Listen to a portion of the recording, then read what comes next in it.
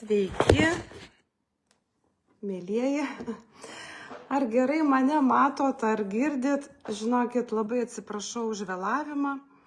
Bandžiau prisijungti per kompiuterį, bet nuoširdžiai sakau, nieko, žinokit, man nepavyko. Nesigavo, tai teks mums dabar kažkaip tai taip pat per telefoną, bet aš nematau jūsų komentarų. Ir ar mane matote, girdit? Aš kažkaip, laukit, nematau jūsų komentarų, aš nesuprantu, kas čia vyksta.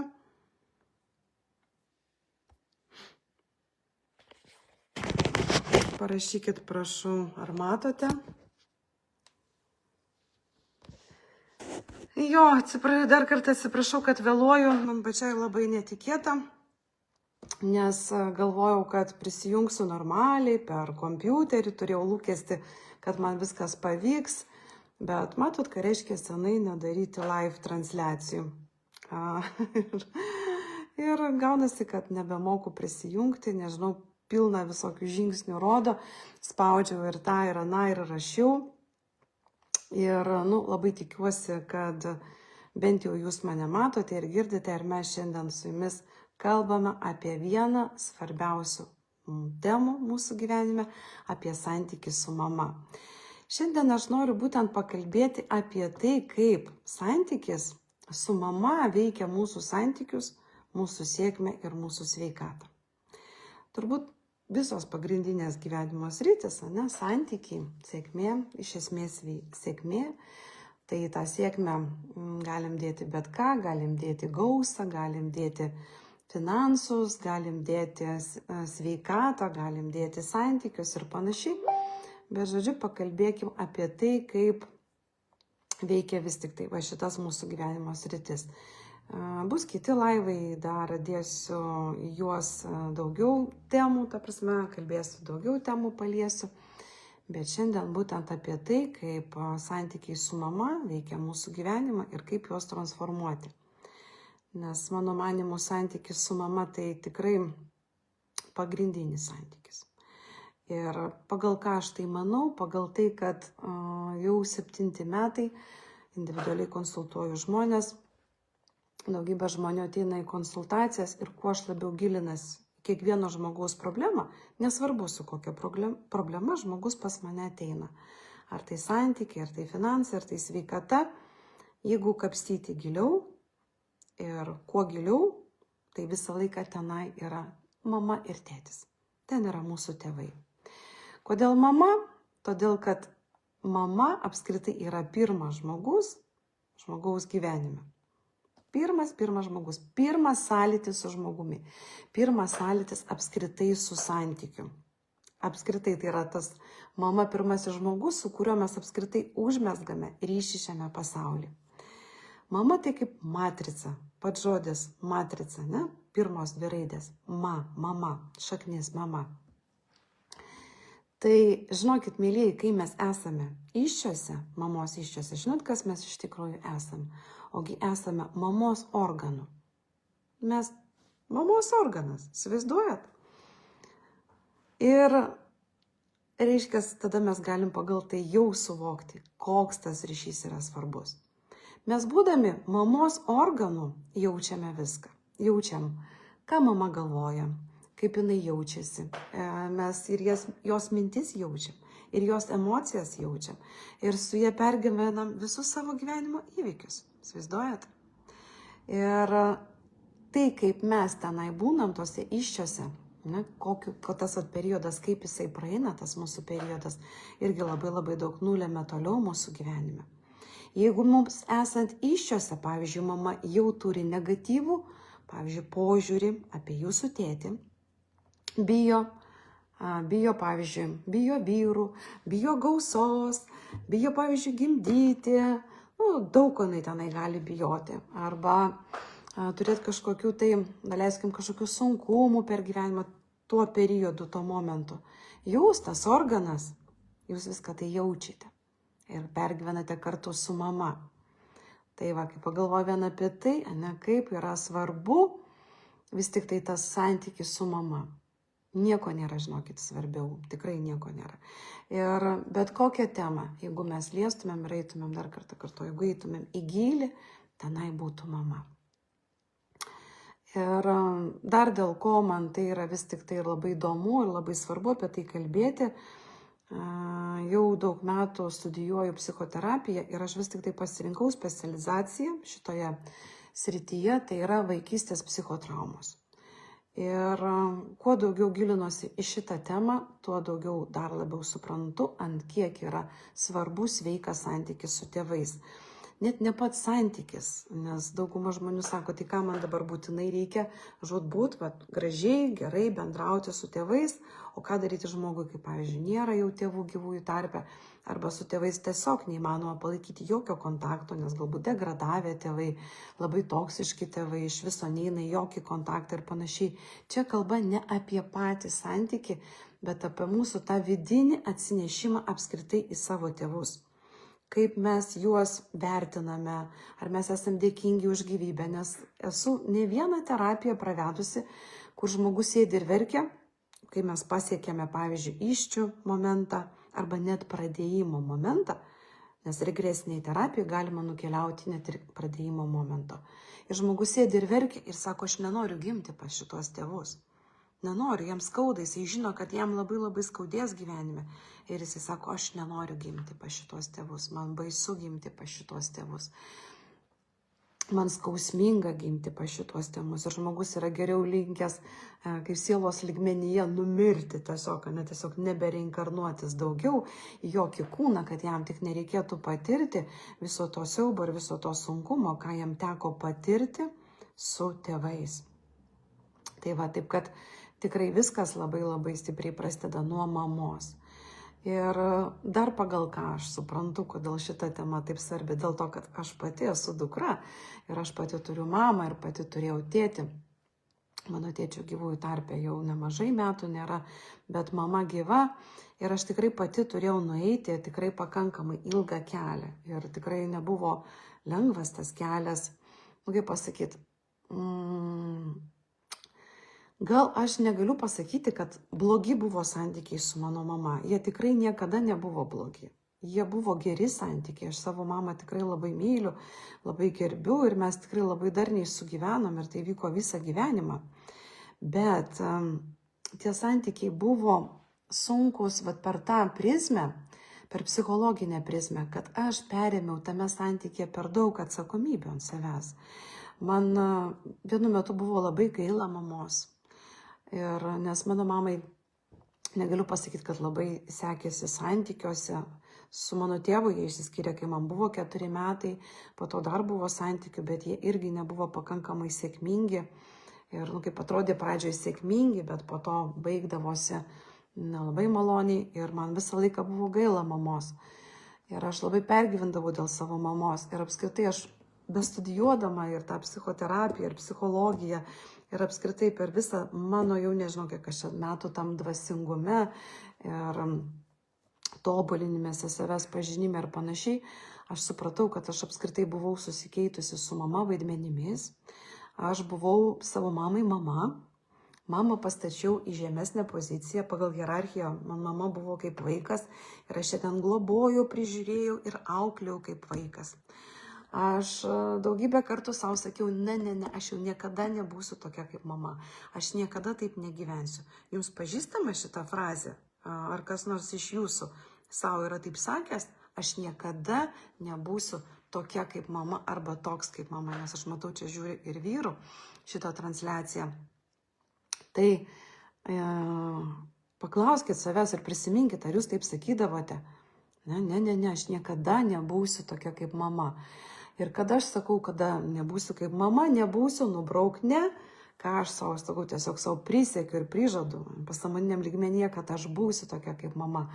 Ir ką tai dar reiškia, kad aš atsistoju į aukštesnę poziciją pagal hierarchiją. Ne, vaikas mama, aš tada tampu mama ir aš iš tos aukštesnės pozicijos sakau, kad aš geriau žinau, kaip mano mama turėtų nugyventi savo gyvenimą. Kaip jinai turėtų elgtis, kokia jinai turėtų būti, ką jinai turėtų jausti, ką jinai turėtų daryti, ką jinai turėtų kalbėti ir panašiai. Aš pradedu kištis į mamos gyvenimą ir reguliuoti. Tai va, kai aš supratau, kad aš neteisingoje pozicijoje, hierarchiniai pozicijoje su savo mama, kad aš ne toje rolėje, kad aš ne vaiko rolėje, aš supratau daugybę metų, kad aš noriu būti vaiku savo mamai, kad aš nenoriu būti ta suaugusi, aš nenoriu būti mama savo mamai. Ir aš nenoriu būti vyru savo mamai, tuo labiau atstoti jai partnerį ten ar dar kažko tai. Mama irgi buvo savotiškai įsijautusi, kai vienu momentu, kai tikrai buvo vieniša, ir aš jau irgi žiūriu, kad jinai labai nori didelio dėmesio iš manęs, vos ne kad aš šį partnerį atstočiau. Tai vat visą šitą, žinokit, reikėjo praeiti, viską tą reikėjo transformuoti, reikėjo atsitapatinti nuo mamos ir nuo jos likimo, nes kas dar, žinokit, yra labai svarbus dalykas, vat būtent gailestis mamai, dėl ko mums gaila mamos. Dėl to, kad mes matome, kad mama išgyvena kažkokį tai skausmą, kad jos gyvenime kažkokios tai problemos. Ir tada mes perimame iš mamos tą skausmą, mes perimam per tą gailestį, perimam skausmą, perimam mamos likimą, atsistojam dar ten į mamos poziciją ar dar ten kažkokiu tai dalykų prisidarome su ta savo mama. Pasąmoniniam lygmenyje mes net nesuvokiame dažnai to. Ne? Ir jeigu gerai būtų, jeigu tik tai mamos likimą perimam, tą solidarumą mamos skausmui, mes moteris labai esam linkusios perimti ir apskritai visų savo giminės moterų skausmą. Ir tai vyksta ląsteliniam lygmenyje. Mes perimam visą tą informaciją per tos, kaip pasakyti, energetinių lygmenių, ląstelinių lygmenių. Jau per DNR, per daugybę kanalų, per daugybę būdų mes perimam visą giminės moterų informaciją, jų likimo informaciją. Ir jeigu ten buvo nelaimingi likimai, jeigu ten buvo nelaimingos giminės moteris, mes susitapatinam, mes einam į solidarumą su giminės moterim. Ir ką reiškia solidarumas su giminės moterim? Pasąmoningai reiškia, kad aš negaliu būti laimingesnė už giminės moteris. Nes ko mes bijom pasąmoniniam lygmenyje? Kad mes būsim išmesti iš sistemos. Kad būsim išmesti iš sistemos. Kad negausim giminės meilės, negausim giminės moterų palaikymo. Ir tada stengiamės, atsiprašant, sušikti savo gyvenimą, kad nedaug dieve nebūtumėm laimingesnės nei už savo mamą, nei už savo močiutę, nei už savo tetą, nei už kažką tai. Tai va, mums moterims būdingas solidarumas su giminės moterims, vyrams yra labiau būdingas solidarumas su giminės vyrais. Ir tada, jeigu mes matom savo mamą silpną, savo mamą, pavyzdžiui, mes ją norim gelbėti. Jeigu mes matom mamą labai stiprią, mes lygiai taip pat perimam tą pavyzdį, mes tampame stipriamis moteris, kurios išsiugdo labai stiprų sindromą aš pati ir kurios neva gali viską geriau padaryti, viską geriau žino, kaip padaryti ir taip toliau, perimam kontrolę. Ir tai va dabar jūs man kas nors pakomentuokite, ar mane gerai girdite, aš kažkodėl nematau, nei vieno komentaro. Palaukit, aš galbūt, žinot, kaip aš padarysiu dar, aš pabandysiu įsijungti vieną minutėlę. Aš pabandysiu įsijungti Facebooko grupę. Tuoj vieną minutėlę, labai atsiprašau už visus šiandien techninius nesklandumus. Man, žinot, pačiai čia toks netikėtumas. Tuoj vieną minutėlę. Nes nematau nei vieno jūsų komentaro. Tai, bet aš tikiuosi, jūs mane gerai girdite, mane matote. Tuoj palaukit. Tuoj vieną minutėlę. Gal aš taip pamatysiu komentarus. Va, rašot, girdit? Va, rašote, girdit? Labai gerai. Gerai, kad girdit, gerai, kad matote komentarus aš jūsų, gal dabar va taip pat matysiu. Tai va, tai žodžiu, kalbama ne apie tai, kad kodėl santykiai tokie svarbus ir aš norėčiau pereiti per kelias sritis, per, pavyzdžiui, santykius su vyrais, įmama, ne? Ir mūsų santykiai su vyrais iš tikrųjų yra tiesioginė mamos įtakos pasiekmė. Ir mes augome ir mes stebėjome, kaip mūsų mama elgėsi santykiuose, kokia jinai buvo su vyrais, ar jinai buvo laiminga, ar jinai nebuvo, ar nelaiminga, ar jinai kentėjo, ar jinai turėjo tą harmoniją santykiuose, ar jinai neturėjo. Ir mes labai dažnai būtent perimam šitą modelį, sąmoningai arba pasąmoningai, žodžiu. Ne? Ir, pavyzdžiui, jeigu mama sakė, kad visi vyrai niekam tikė, visi vyrai vienodi. Mano mama, žinokit, taip sakydavo, kad visi vyrai vienodi. Ir aš vienu metu tuo buvau patikėjusi. Tai buvo tapę mano pačios įsitikinimu. Patikėkit, kaip sunkiai man, jisai buvo sunkiai išraunamas. Aš, žinokit, tikrai dėjau daug pastangų, kad tą įsitikinimą išrauti. Ir tai dar klausimas, ar jį pilnai išroviau 100%. Patikrinsiu dar per gyvenimą, dar nežinau. Tai va, ir kada mes galvom, kad visi vyrai niekam tikė, mes tada, ką mes pradedam vengti, galime jų iš vis vengti, nenorėti eiti į santykį, arba pritraukėme būtent tokius į savo gyvenimą, kurie mums taip ir sako, taip, mieloji, vyrai būtent tokie yra, kaip sakė tavo mama, vat niekam tikė. Vat jeigu mama buvo, pavyzdžiui, stipri ir kontroliuojanti, tai mes dažnai pritraukiam tokius vyrus, kurie, pavyzdžiui, yra silpni ir nenori prisimti atsakomybės. Arba atvirkščiai. Gyvename nuolatinėme konflikte, kovodamos už lyderio poziciją. Bijome atsiduoti santykiui, nes manome, kad tai mums reikš mūsų silpnybė. Ir, pavyzdžiui, viena mano klientė vieną kartą pasako, kad jinai vis rinkdavosi partnerius, kurie ją žemindavo. Ir ne viena, dėja, ne viena klientė. Net nesąmoningai vis pasirenka partnerį, kur laikui bėgant pradeda žeminti. Ir pranagrinėjus mes supratome, kad jinai nesąmoningai kartoja savo mamos santykių dinamiką. Nes jinai manė pasąmoningai, kad tai yra normalu. Kad tai yra, nes jinai taip matė, jinai taip gyveno, jinai taip priprato, jinai taip išmoko. Taip. Gerai, dabar jeigu, pavyzdžiui, imtumėm sėkmė ir finansai, mamos įtaka, ne, pavyzdžiui, per šitą sritį. Tai va čia vėlgi mamos įtaka labai svarbi mūsų savivertė. Kokia mūsų savivertė, su kuo mes sutinkam, tokia mūsų sėkmė, tokia mūsų gausa ir tokia mūsų finansai. Ir jeigu, pavyzdžiui, mama mūsų augino, turėdame begalę įsitikinimų apie pinigus, apie tą sėkmę ir apie finansus, pavyzdžiui, jeigu jinai mums sakydavo, kad pinigai tai yra labai sunkus darbas, pinigai ateina per sunkų darbą, kad turėti pinigų reikia sunkiai dirbti. Ne? Arba kad, pavyzdžiui, ne kiekvienam lemta būti laimingam arba sėkmingam.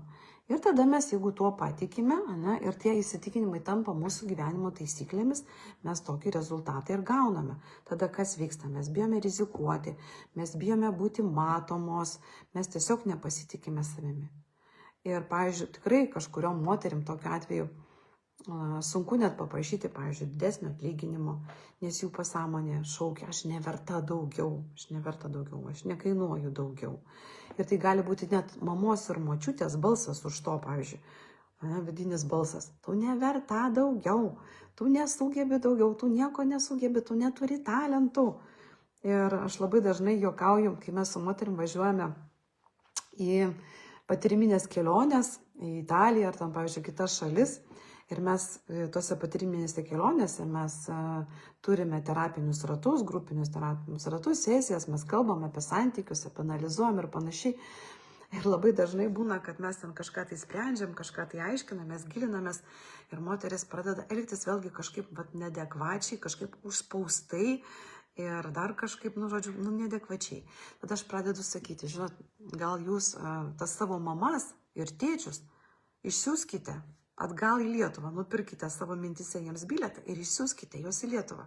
Aš kalbu metaforiškai, juokaudama, bet aš turiu omeny, kad baikite jūs visur juos su savim tasyti savo galvoje. Ir vis toliau girdėti balsą, tai tu neverta, tu netokia, tu dabar tu negali taip elgtis, negali anaip elgtis. Įsivaizduokite, mes su savim visur nešamės savo tėtį ir savo mamą. Visur tempiamės, visur pasaulyje. Mes gyvename, reaguodami į jų elgesį su mumis vaikystėje. Mes niekaip jų tenai nepaleidžiame ir neįsprendžiame savo santykių su jais. Tai va, jeigu kalbėt apie sveikatą ir gyvybinę energiją, tai vėlgi, žinokit, Mama ir ten perduoda savo įsitikinimus. Ir ne tik įsitikinimus, bet mes perimam iš mamos ir emocinius blokus. Pavyzdžiui, jeigu pas mamą ten neišreikštas pyktis, arba kažkoks tai kaltės jausmas, gėdos jausmas, nuoskaudos, ar dar kažkoks tai pas ją pasireiškia per fizinius simptomus, pavyzdžiui, nuo nuovargio iki lėtinių lygų, ne? Ir mes visą tą matom, mes visą perimame, mes ten, žodžiu, dalyvaujame tame mamos santykėje su savimi. Ir jeigu mes, pavyzdžiui, ne, pačios irgi jaučiame, daleiskim, pyktį, lygiai tos pačius jausmus, vat kaltė, gėda, ten arba nuoskaudas mamai, tai panašiai, tai mes irgi visą tą per fizinius simptomus, ne, po to išreiškime, mūsų kūnas į tai reaguoja. Ir pas mus lygiai taip pat vėl gali atsirasti pas pačias nuovargis ir lėtinės lygos ir taip toliau. Ir kai mes išgydome santykį su savo mama, ne, mes, ką mes pradedam jaust? Mes pradedam iš tikrųjų jausti, kad atsiranda daugiau energijos ir daugiau vidinės šviesos, daugiau apskritai laisvės ir apskritai visokių tokių įdomių dalykų atsiranda. Ir kas dar labai svarbu, žinot, visame šitame savo kelyje, banalizuodama šitą temą, giminės karmos temą, nes aš dar vadinu save ir karmologė. Kodėl karmologė? Dėl to, kad aš labai domiuosi žmonių, reiškia, šaknimis, įvykių šaknimis. Bet kokios šaknis, kokios priežastys sukūrė atitinkamas pasiekmes. Na, tai kas? Tai yra karma, priežastis pasiekmė, pasiekmės dėsnis. Ir mano veikloje yra be galo įdomu būtent tai.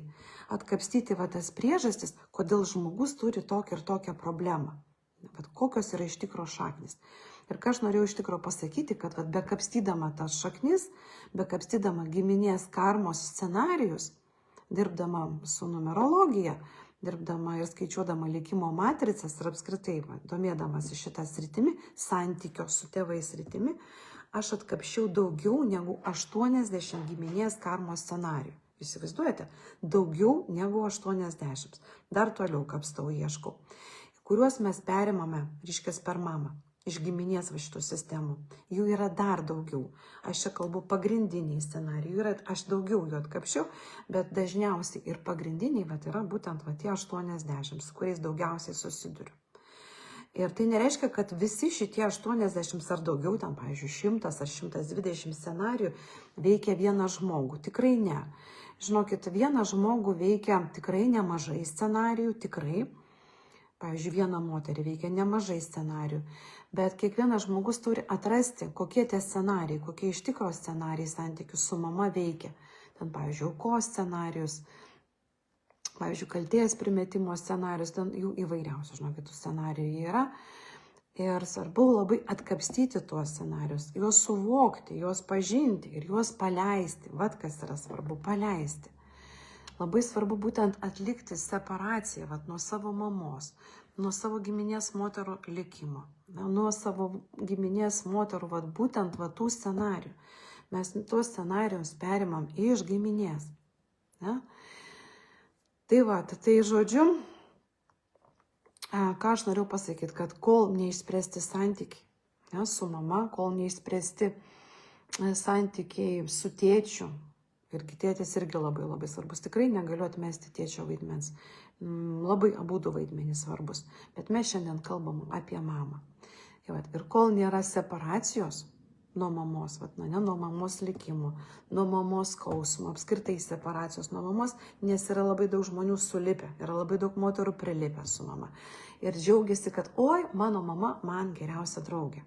Arba, pavyzdžiui, jeigu jūs esate jau vyresnio amžiaus moteris ir turite savo dukras ir jūs džiaugitės, oi, aš geriausia draugė savo dukrai. Žinokit, tai yra blogai. Žinot, kodėl yra blogai? Yra labai gerai palaikyti gerus santykius, bet yra blogai būti geriausia draugė. Mes neturim būti su savo mama geriausiamis draugės. Mes turim išlaikyti santykį dukra-mama. Mama turi būti mama. Dukra turi būti dukra, nes kada tampa geriausiamis draugėmis, suprantate, tada ta dukra, jinai pradeda nebevertinti mamos autoriteto dažnai būna. Jinai gali drėbti savo mamai tokius bajeriukus ir kažkokius ten, pavyzdžiui, kažkaip kalbėti su mama, taip kaip kalba su kokia draugė. netgi, pavyzdžiui, nepagarbiai ir tam panašiai. Ne? Ir čia vėlgi apie hierarchiją, apie hierarchijos pažeidimą. Mama su dukra negali būti vienos pozicijose, negali būti vienoje pozicijoje. Jos turi būti pagal hierarchiją. Mama visada yra aukščiau. Labai faina, labai gerai, kada santykiai darnus. Viskas yra labai gerai. Labai džiaugiuosi, kada pas žmonės santykiai darnus. Bet geriausias draugės statusas yra geriausias draugės statusas. Mamos statusas yra mamos statusas. Ir mes ir šitą santykį irgi labai dažnai pažeidžiame. Ir iš šito santykio irgi reikia išeiti. Yra daug moterų, kurios tiesioginė ta žodžio prasme ištekėjusios už savo mamos. Mama stovi partnerio pozicijai. Ir aš labai dažnai savo klientams darau tokią diagnostiką, kada pas mane ateina, kreipiasi konsultacijos su kokia nors problema, aš visą laiką noriu pradėti nuo diagnostikų. Ir aš labai dažnai darau tokias diagnostikas, kad suprasti, kur pagal hierarchinę sistemą mūsų psichikoje yra mūsų tėvai. Kur vyras, kur vaikai ir ten taip toliau. Ir tame kurse, beje, kurį aš dabar neužilgo reklamuosiu, ir į kurį kviesiu, kuris yra labai susijęs būtent su santykiu su mama, ne, ir su to paleidimu, to, kaip čia pasakyti, paleidimu, su ta separacija nuo mamos. Tai ten, žodžiu, žinokit, ir mes darysime tą atsitapatinimą nuo visų šitų scenarijų, nuo visų šitų rolių ir mes tenai darysime būtent šitą hierarchijos išaiškinimą, šitą diagnostiką. Mes ten pasižiūrėsime, kur aš esu savo sisteminiai hierarchijai, kur yra mano mama, kur yra mano tėtis, kur yra mano visi kiti artimieji. Ir dėja, pas daugumą žmonių, kiek man teko susidurti, visa šita sistema yra išdarkyta. Ten visi ne vietoje. Kada žmonės hierarchinėje sistemoje, šeimos konsteliaciniai sistemoje nėra savo vietose, nėra harmonijos, niekada nebus harmonijos, niekada nebus tvarkos, ir niekada nebus to, ko mes iš tikro norim. Nebus tos normalios ir sėkmės, ir tos gausos, ir tos laimės, ir tos meilės ir panašiai. Taip, kad yra labai labai svarbu visus gyvenime susistatyti į savo pozicijas. Tai dabar, ar jūs galėtumėte pasakyti, aš dabar pasižiūriu jūsų komentarus, ar jūs kažkokius jau atpažįstate, kažkokius įsitikinimus pagal tai, ką aš pasakoju, ar jums pažįstama, ar parašykit, prašau, komentaruose, parašykit, man labai įdomu. Ar jums pažįstama? Ar turit kažkokiu tokių įsitikinimų?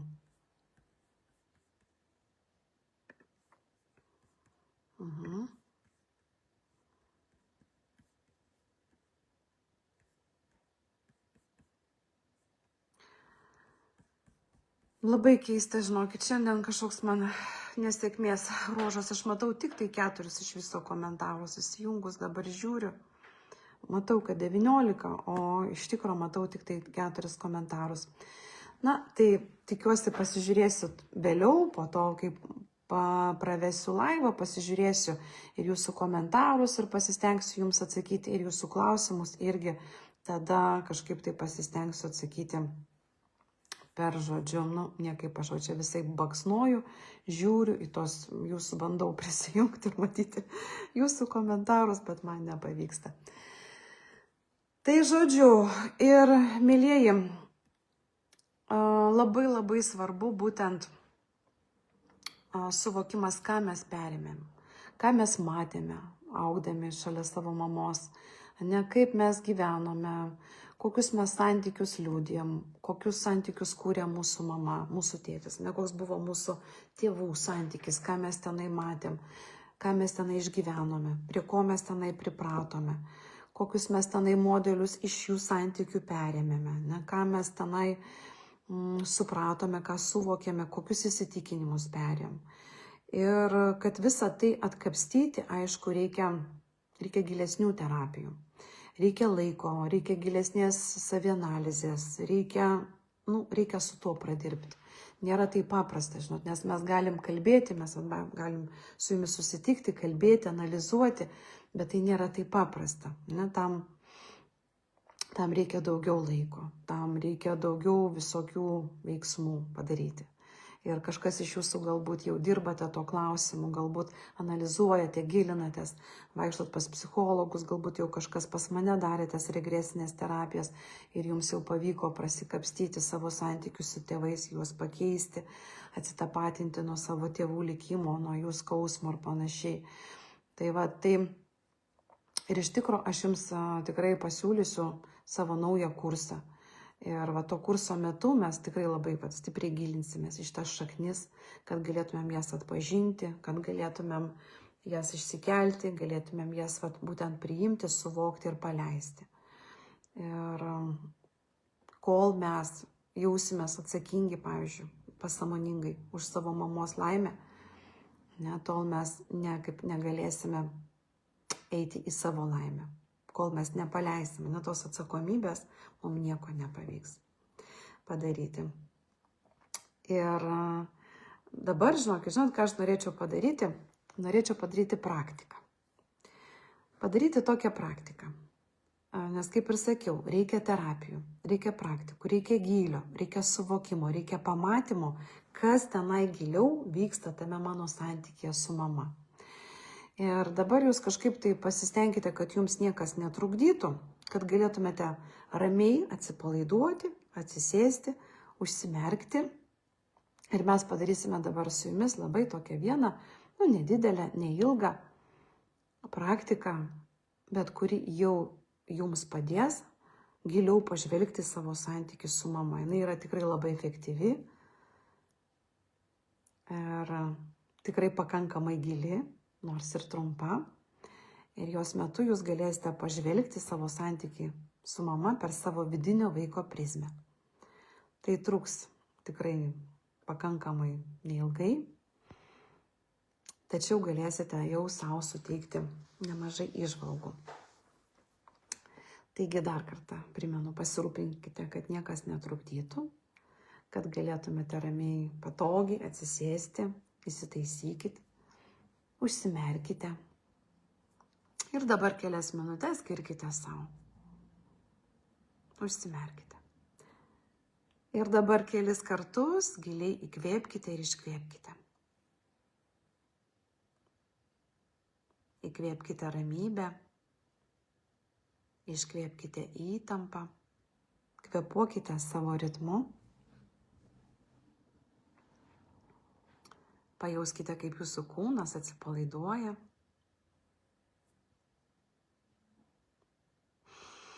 Įkvėpkite per nosį, iškvėpkite per burną, iškvėpkite ramybę.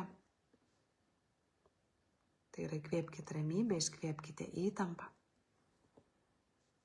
Ir taip pakvėpuokite dar savo tempu. Ir vis labiau jauskite, kaip jūsų kūnas atsipalaiduoja. Ir įsivaizduokite, kad įkvėpdamos prisipildote šilumą ir meilę, o iškvėpdamos paleidžiate visas įtampas ir rūpesčius.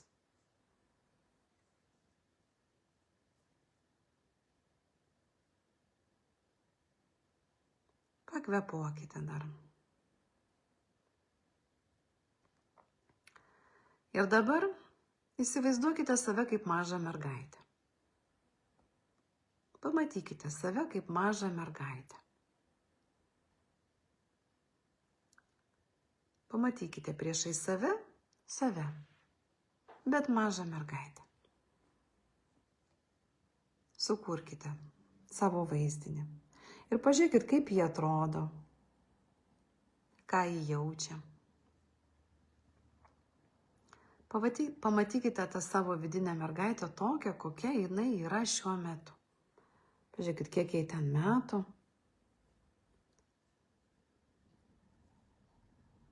Kaip jin ten jaučiasi. Kokio jinai galbūt situacijoje.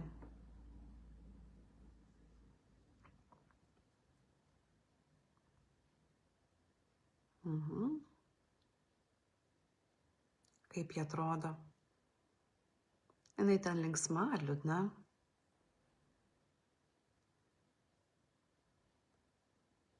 pasisveikinkite su ja. Pasidžiaukite, kad ją matote.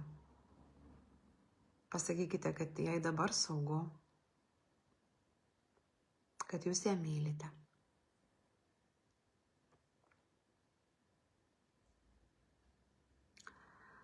O dabar įsivaizduokite, kad šalia tos jūsų vidinės mergaitės atsiranda jūsų mama. Pamatykite dabar savo mamą. Ji gali atrodyti taip, kaip atrodė jūsų vaikystėje. Arba taip, kaip atrodo dabar. Stebėkite, kaip jūsų vidinis vaikas reaguoja.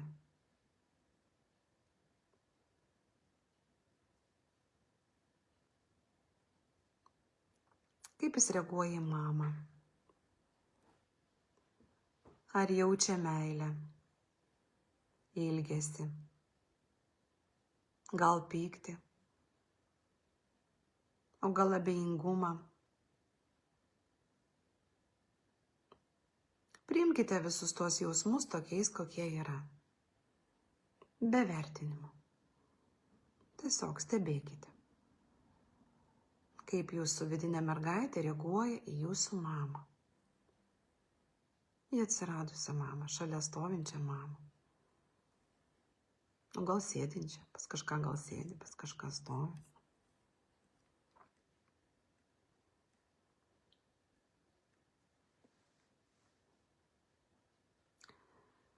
Ir dabar paklauskite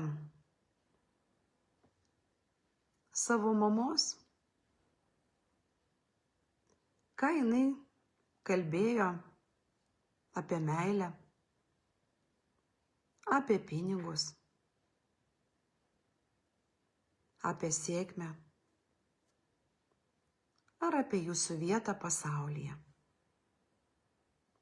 Paklauskit dabar mamos, ką mama kalbėdavo apie meilę, apie pinigus, apie sėkmę ir apie jūsų vietą pasaulyje. Ir pabandykite prisiminti ne tik žodžius, bet ir jos elgesį, kaip jin dabar jums atsakys, su kokia emocija. Ir pagalvokite, ar jos elgesyje ir jos įsitikinimuose yra kažkas, ką jūs perėmėte.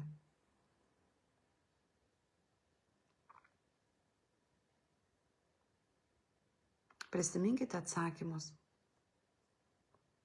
Po šios praktikos galėsite juos užsirašyti. Klauskit mamos, ką ji kalbėjo apie meilę, pinigus, sėkmę ir jūsų vietą pasaulyje. Ir dabar jūs tam turite minutę laiko, kad išgirsta atsakymus.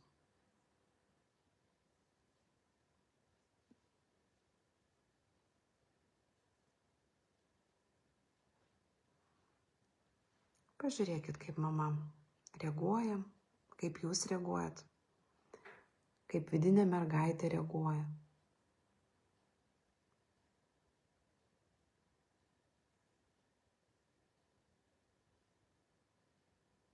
Koks mamos elgesys, kokios emocijos, ką jūs dabar jaučiat. Stebėkit, kas vyksta ir prisiminkite atsakymus. Vėliau po laivo galėsit juos užsirašyti arba tiesiog po praktikos iš karto užsirašyti.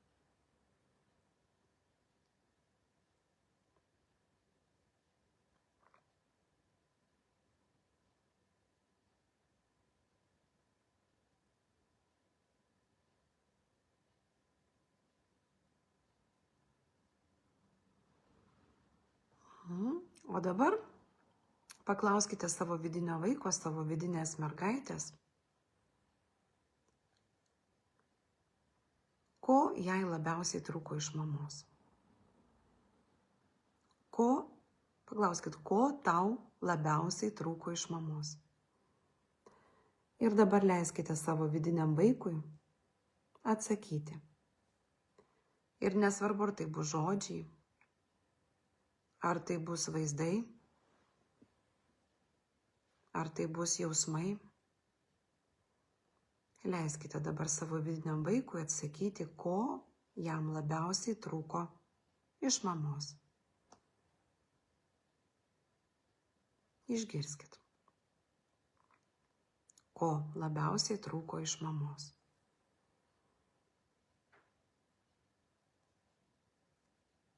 Ir taip gali būti tiek žodžiai, tiek vaizdai, tiek jausmai. Prisiminkit. Po to tai galėsit užsirašyti.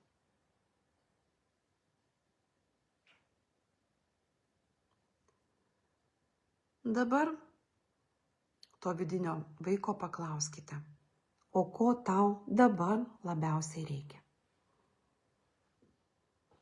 Ko tau dabar labiausiai reikia? Ir klausykite atsakymų su meile ir supratimu.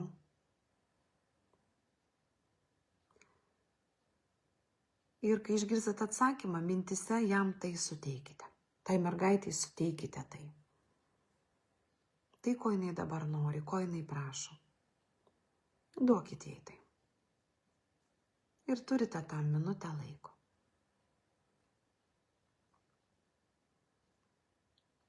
Įsiklausykite, ko jinai nori. Kas jai dabar svarbu. Ko jinai tikisi iš mamos. Ko jinai nori iš jūsų. Būtent dabar.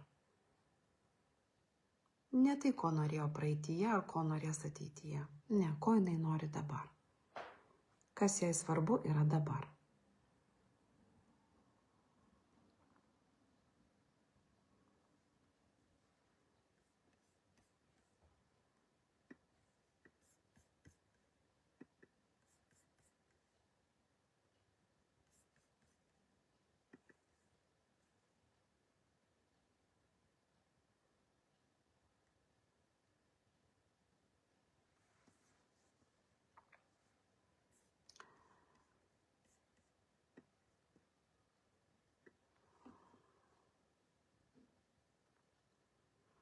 Ir dabar, kai gavot atsakymą, ir kai padarėte tai, ko jūsų vidinė mergaitė norėjo, padėkokite jai. Padėkokite už tai, kad pasirodė. Ir kad jinai yra jūsų dalis. Taip pat padėkokite savo mamai, kad jinai pasirodė. Ir taip pat padėkokite jai, kad jinai yra jūsų gyvenimo dalis. Net jeigu jūsų santykiai nėra idealūs. Giliai įkvėpkit, iškvėpkit. Ir pamažu savo mintimis grįžkite čia ir dabar. Pajauskite savo kūną. Vėl kelis kartus giliai įkvėpkit ir iškvėpkite. Ir tada atmerkite akis.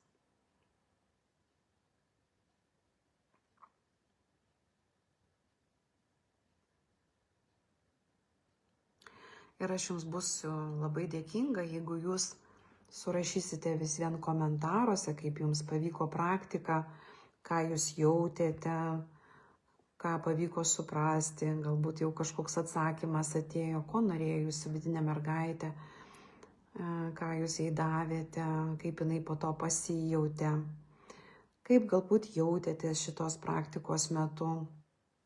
Galbūt buvo kažkokiu tai labai netikėtų jausmų ar kažkokiu tai įžvalgų. Labai prašau, užrašykite šios atsakymus, užsirašykite savo, užsirašykite įžvalgas ant popieriaus, tai jau bus pirmas žingsnis į supratimą ir į pokyčius. Ir parašykite man, aš būsiu labai dėkinga už atgalinį ryšį. Deja, dabar aš pamatyti komentarų negaliu, man nepavyko prisijungti normaliai taip, kaip aš tikėjausi. Bet aš labai tikiu, kad aš vien jūsų tos komentarus rasiu ir aš pasižiūrėsiu, ir jeigu reikės, bus kažkokių tai klausimų, aš jums būtinai prakomentuosiu, bet aš tikrai labai būsiu dėkinga jums už atgalinį ryšį, nes man tai yra svarbu. Ir aš tikiuosi, kad jūs jau kažką tai savo apie save supratote, apie savo santykį, apie savo mamą. Tai įsivaizduokit, mes dabar padarėm tik tai tokią trumpą praktiką, minimalią praktiką. Ir tai jos metu, pasižiūrėkit, kiek jau galimai dalykų jums pasikėlė. Ir tai buvo tik tai trumpas žvilgsnis, ne, į tai, ką mes apskritai darysime būtent kurso metu. Ir įsivaizduokite, kiek giliau mes galime nueiti ir dirbdami 3 savaitės kartu. Mes 3 savaitės dirbsim kartu. Kursas startuos nuo sausio 14 dienos. Kursas santykio mama, dukra, išgydymas.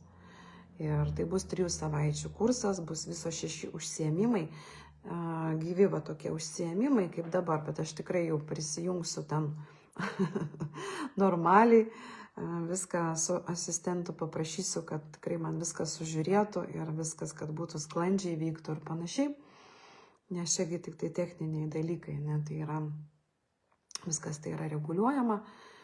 Tai ir mes tenai per tuos 6 užsiėmimus, tai tikrai darysim tokių daug visokių praktikų ir bus daug užduočių, savarankiškų užduočių. Į kiekvieną užsiėmimą reikės atlikti, prieš kiekvieną užsiėmimą reikės atlikti tam tikras užduotis, kad ateiti ir kad gauti kuo gilesnius pradirbimus per tokias terapijas, kaip mes darėm dabar. Tik tai jos bus giluminės, jos bus ilgesnės žymiai ir mes ten kapstysime daug rimtesnius dalykus. Mes tenai darysim ir separaciją nuo giminės moterų likimo, ir nuo skausmo atsijungimus, ir atsijungimus nuo šitų visų programų. Bet jūs pirmiausia turėsite perskaityti užduotis ir sužinoti, kokios programos, atsirinkti, kaip jūs suprantat, kokios yra jūsų programos. Jeigu, pavyzdžiui, jūs kažkokiu bus abejonių, tai vis vien visų šitų psichopraktikų metu jūs galėsite įsiaiškinti iš tikro, nekokios tenai tos programos. Ir tikrai, aš dabar jūsų noriu paklausti, kaip jūs manote, ne, kas iš tikro pasikeistų jūsų gyvenime, jeigu jūs galėtumėte paleisti tas visas vaikystės nuoskaudas, susitvarkyti tos visus konfliktus su mama, atstatyti santykius su mama. Kaip jūs manote? Ar jūsų gyvenimas pasikeistų, ar jūsų gyvenimas pagerėtų? Pagalvokit. Ir ar norėtumėte to? Jeigu norėtumėte to, tai tikrai labai kviečiu. Arba į kursą labai kviečiu, arba kviečiu į individualias konsultacijas. Nes, kaip ir sakiau, šitoj temoje tikrai dirbu labai giliai, kapstau giliai. Iki pat pradėjimo momento galiu žmogų nuvesti ir padėti suprasti apskritai, net pamatyti tą pasirinkimo momentą, kada žmogus supranta, dėl ko jisai renkasi tokius tėvus, dėl ko jo siela renkasi tokius tėvus, dėl kokių patirčių, galbūt net pajausti savo dar prisiminti savo buvimą įsčiuose, ką tenai jaučiau, ką tenai supratau, ką tenai išmokau. Galima ir tai pajausti, įsivaizduojate. Ir kursas padės ne tik tai suprasti, kaip santykiai su mama jūs paveikia, bet ir išmoks jūs atskirti, save nuo jos likimo išmokins atskirti. Jūs galėsite atsitapatinti, paleisti visą tą perimtą skausmą. Ir tikrai, žinokit, pradirbus, tas santykis su mama pradeda gerėti visos gyvenimo sritys, visos. Ja? Ir pabandykit įsivaizduoti, iš tikrųjų, jeigu jūs pradirbate ir kaip jūs jaustumėtės. Jeigu galėtumėt priimti iš tikrųjų savo mamą tokia, kokia yra. Jausti ramybę šitame santykyje, pilnatvę šitame santykyje, didelį dėkingumą šitam santykyje, didelę meilę. Ir kurso metu mes būtent atliksime praktikas, kurios padės paleisti nuoskaudas. Ir jūs galėsite ten peržiūrėti savo įsitikinimus iš vaikystės, ką perėmėte iš mamos, kokius praanalizuoti, atrasti juos, paleisti juos ir netgi peržiūrėti per giminės galbūt sistemą. Ir aišku, kursą būtinai paliesim ir tėtį, nu kaip be jo, nu kaip niekaip neįmanoma, aišku, didelis dėmesys bus mamai, bet iš tikro liesime ir tėtį. Ir šiuo momentu tikrai kursą labai rekomenduoju įsigyti, nes pagalvokit, kursas yra už širdies mokestį. Unikalus mokėjimo modelis, kuris prieinamas visoms moterims. Visoms. Ir jūs galite šiai dienai mokėti tiek, kiek jūs jaučiate, kiek jūs norite, nes daug kas nesupranta, kas yra širdies mokestis. Tik aišku, primenu ir akcentuoju, kad širdies mokestis tai nėra už dyką. Ne? Įvertinkite ir mano darbą, įvertinkite ir mano indėlį. Ir, ne, kaip sakoma, jeigu jūs gaunate kažkokią tai paslaugą, tai natūralu, kad mes turim kažkaip tai atsiskaityti už kažkokią tai paslaugą. Bet kiek jūs nuspręsite, ne, pervesti tų pinigų, kiek jūs įvertinsite tą kursą, kiek jūs įkainuosite tą kursą, kiek jūs leisite savo sumokėti arba kiek jūs norėsite sumokėti, jūs galėsite tai padaryti. Įsivaizduokit, jūs pačios nusistatote kurso kainą. Ir aš pasidalinsiu nuorodą po kursų, tai yra po šito po laivo, jūs galėsite tenai jungtis, perskaityti, registruotis, užsipildyti anketą dalyvavimo ir netgi širdies mokestį mokant irgi vėlgi yra dvi funkcijos pasirinkimo. Galima širdies mokestį sumokėti iš karto, o galima sumokėti tik tai registracijos mokestį, palaukti, pasižiūrėti, kaip jums kursas, pavyzdžiui, vieną užsiėmimą pasižiūrėti, 2 užsiėmimus pasižiūrėti ir tada sumokėti galutinį mokestį, kokį jūs nuspręsite, kaip jūs vertinate šitą kursą. Ir kiek jūs iš tikrųjų norite sumokėti, kiek jūs galite sumokėti. Ir jeigu dar toliau kalbėti apie kurso naudą, tai kurso metu aš tikrai tikiu, kad jūs atkursite savo santykį su savo moteriškumu. Nes labai svarbu būtent moteriai sugrįžti prie savo moteriškumo, prie savo tikrosios prigimties. Nes kada nėra darnos santykės su mama, o mūsų santykis su mama yra susijęs su mūsų pirma čakra. Ir kada mūsų užblokuota pirma čakra, normaliai energija neprateka. Aišku, čia yra, visam tam yra gilesnis paaiškinimas apie energijas, apie čakrų, mūsų energocentrų veikimo sistemą ir santykį su tėčiu ir su mama per šitą sistemą. Bet pirma čakra labai stipriai yra atsakinga už santykį su mama. Ir antra čakra pas moterį labai stipriai atsakingas už santykių su tėčiu. Ir jeigu tenai tie santykiai neharmoningi, šitie santykiai užblokuoti, nes santykiai šitos čakros yra užblokuotos, šitie energocentrai užblokuoti, neišeis sukurti normalių harmoningų santykių. Nes ten apie moteriškumą, tikrą moteriškumą kalbos negali būti. Nes tokios moteris, pas kurias užblokuota pirma ir antra čakra, dažniausiai yra labai stipriai vyriškose energijose.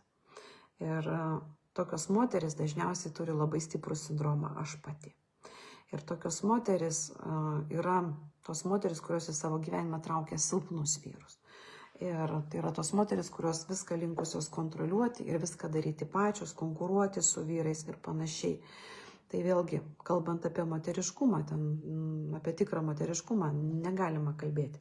Ten reikia pirmiausia susitvarkyti su savo energetika ir su savo santykiais su savo tėvais. Susigrąžinti harmoningus santykius. Ir tada jūs tikrai atstatysite savo moteriškumą. Apie moteriškumą aš kalbėsiu sekančiame laive. Galbūt, nežinau, gal kitą savaitę. Greičiausiai kitą savaitę, gal savaitgalį, gal taip pat kitą sekmadienį. Ir būtent kalbėsiu apie tai, kaip mūsų santykis su mama nulėmė mūsų tą tikrą moteriškumą. Tai ir būtent kurso metu jūs galėsite susitvarkyti šitą reikalą. Atkursite ryšį su savo moteriškumu. Išmoksite, kaip paleisti tas perimtas nuostatas, kaip sužinosite, kaip atblokuoti tą energetiką. Ir kaip pereiti nuo kovos, pavyzdžiui, prie švelnumo, nuo konkurencijos, prie bendradarbiavimo, nuo aš pati prie priėmimo ir pasitikėjimo. Nes jūs, kai sugrįšite į savo moteriškas energijas, tikrai atversite duris į harmoningus santykius, į didesnį sėkmės rautą, į vidinę ramybę. Ir šitas kursas jums leis išgydyti savo santykius su mama. Galbūt kažkam ir ne visai pilnai, galbūt dėl to, kad labai gilios traumos, labai sunkios traumos ir galbūt tam reikia individualaus prieimo, individualios terapijos ar panašiai, nes tai vis vien tai bus grupinės terapijos, taip, bet vis vien aš manau ir tikiu, kad tikrai ten tas gyjimas bent jau prasidės ir kažkokie tai įsitikinimai ir kažkokios tai programos pasileidinės, kad moteriškumas stiprės, kad jisai keisis jūsų santykių su vyrais, modelis, ne, kažkoks tai. Ir taip pat jūs atstatinėsite savo ryšį su savo intuicija ir su visa savo vidinė energija, nes ryšio su mama atstatymas tai lygu ryšio su vidinė intuicija ir vidinė energija atstatymui. Ir beje, šita programa, šitas kursas bus reikalingas netgi ir toms moterims, jeigu mamų jau nebėra gyvųjų tarpe. Irgi energetiniam lygmenyje viską absoliučiai galima spręsti, viską galima daryti.